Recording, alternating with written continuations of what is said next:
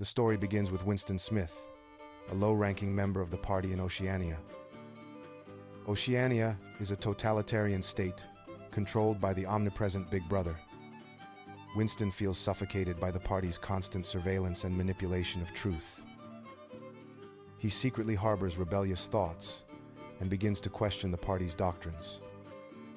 His mundane existence is marked by daily propaganda and the ever-present fear. The fear is of the thought police. Winston's initial act of defiance is keeping a forbidden diary. It's a space where he can record his heretical thoughts and feelings. This act, though small, sets him on a dangerous path towards rebellion. It's a path towards self-discovery. This path is fraught with peril in a world where independent thought is a crime. Winston lived in Victory Mansions, a crumbling apartment block that reeked of boiled cabbage. The lift was rarely working, forcing him to trudge up the 7 flights of stairs. Each landing featured a poster of Big Brother, his eyes following Winston. The caption read, "Big Brother is watching you." Even inside his cramped apartment, Winston wasn't safe. A telescreen, an inescapable device, blared party propaganda day and night. It could never be switched off completely. Winston found a small alcove, a slight indentation in the wall, where he could hide. There, shielded from the telescreen's direct gaze, he began to write. He dipped his pen into the ink, the nib scratching against the paper. April 4th, 1984, he wrote, the date a small act of rebellion in itself. The party controlled even the calendar. He hesitated, unsure of what to write next. His thoughts were a jumbled mess of resentment and fear. He closed his eyes, trying to focus on a single, coherent idea. The party's slogans echoed in his mind. War is peace. Freedom is slavery. Ignorance is strength.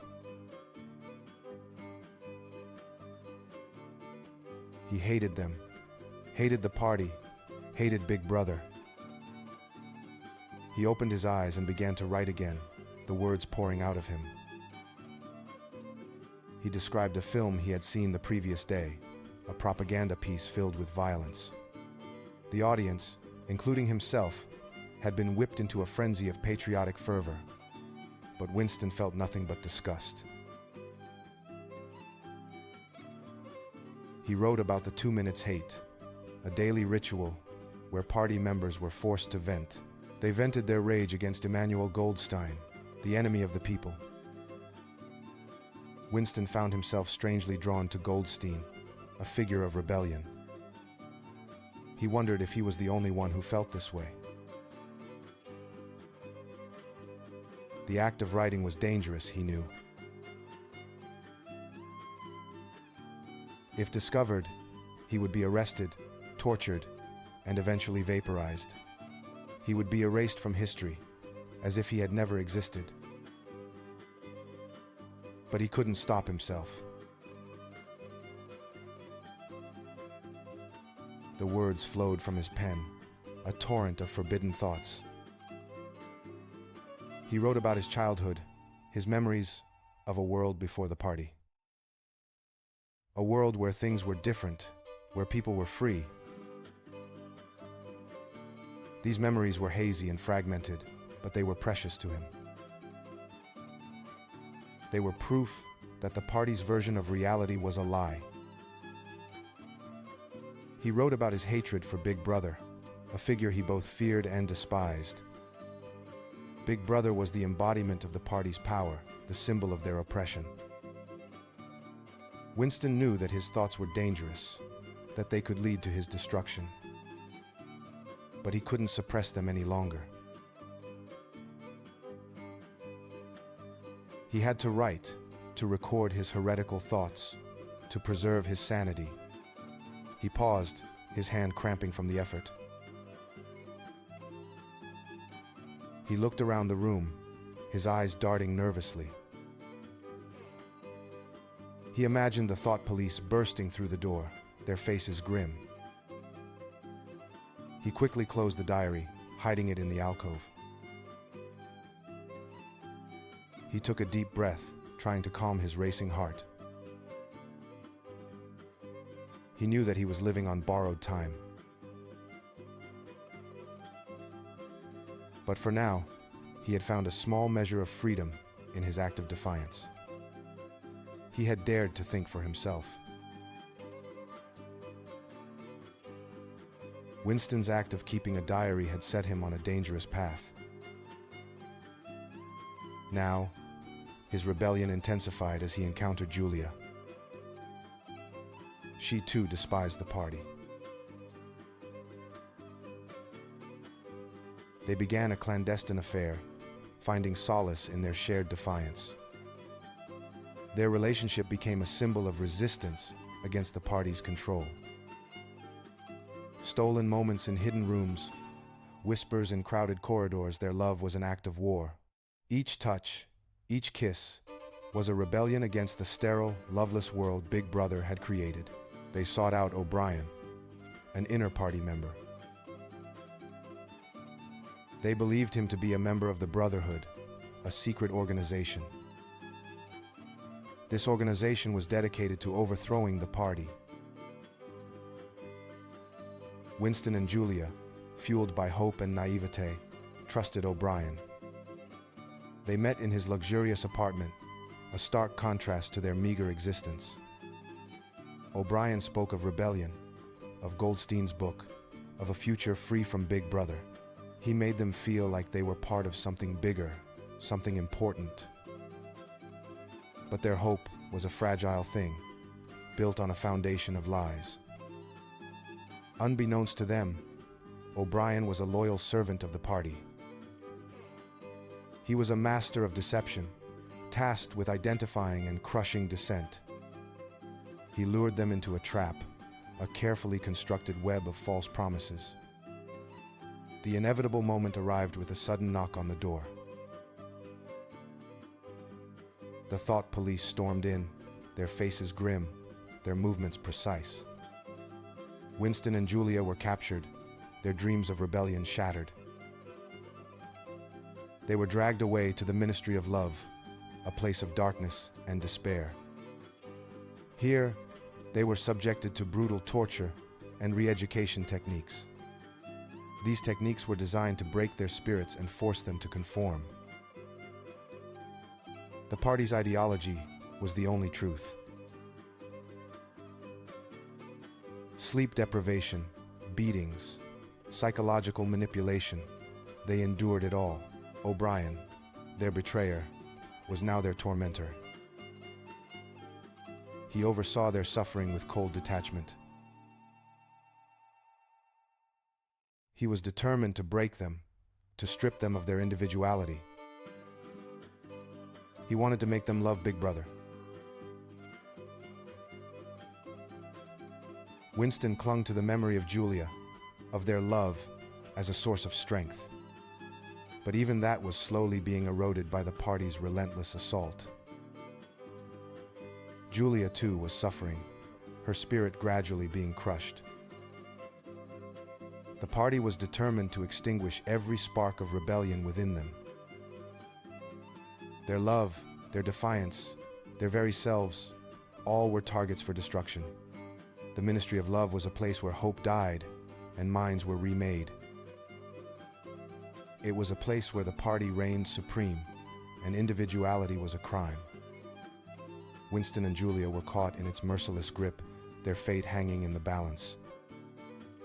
The party's grip tightened. Their world was shrinking. Their love was fading. Their minds were next. The party would not rest until they were completely broken. The party would not rest until they loved Big Brother. The party's victory was inevitable. Or so it seemed.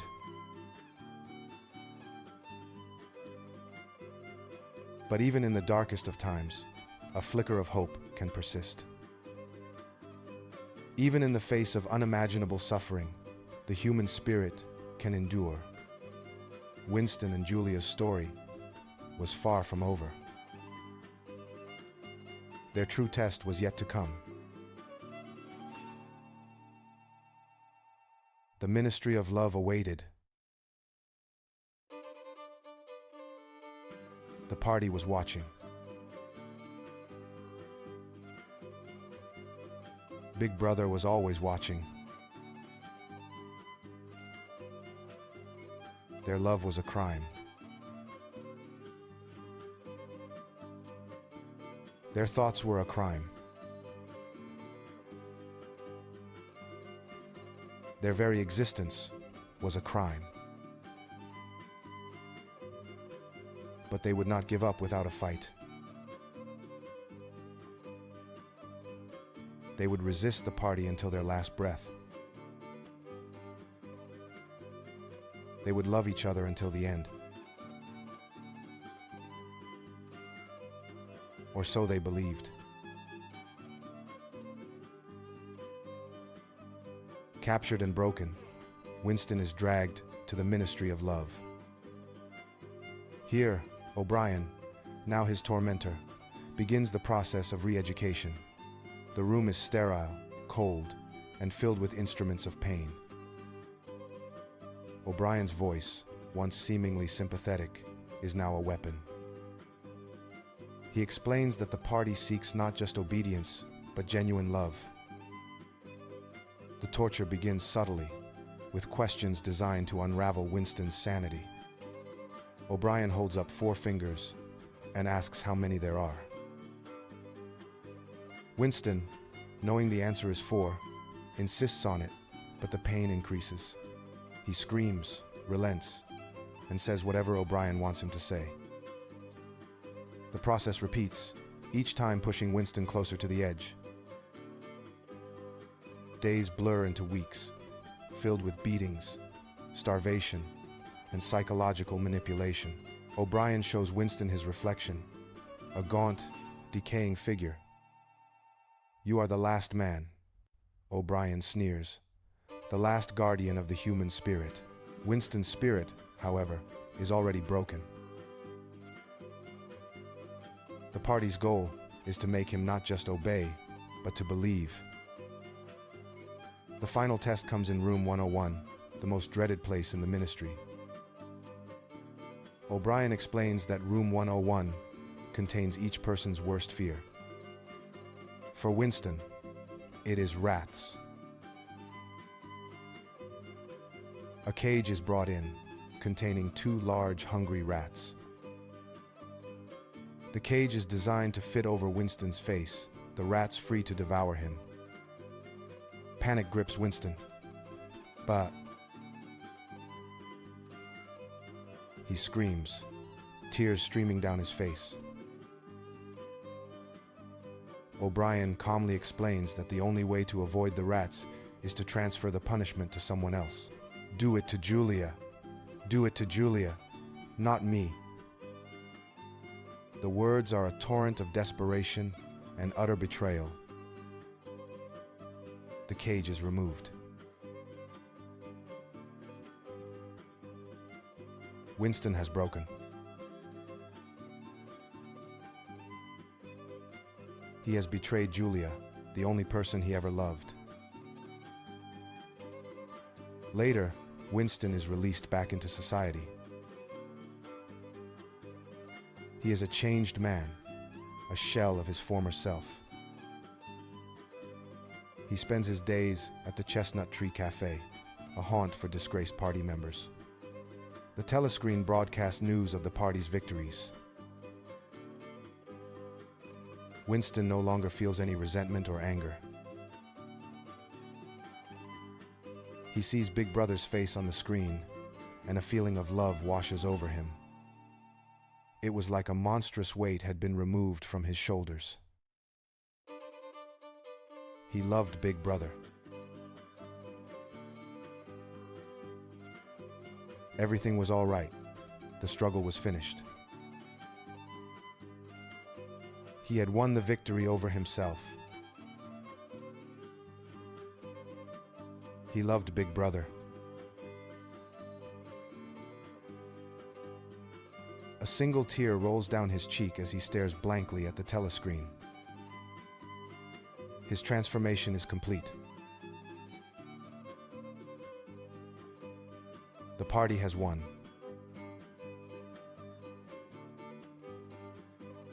Winston is no longer a rebel, a thinker, or an individual. He is simply a vessel filled with the party's ideology. His spirit is crushed, his mind controlled. He awaits the inevitable, a quiet death, in the service of Big Brother. There is no hope, no resistance, only the cold, unyielding power of the party. The world is as Big Brother wants it. Winston is at peace. He belongs.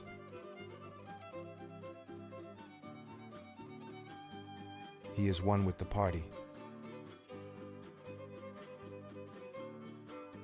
He is home.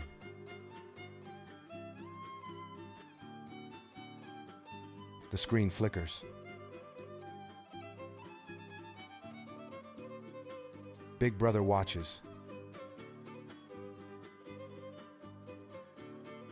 The end.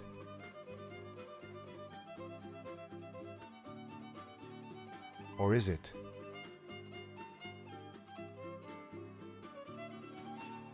The question hangs in the air. A chilling reminder of the party's eternal vigilance. The story is over. For now.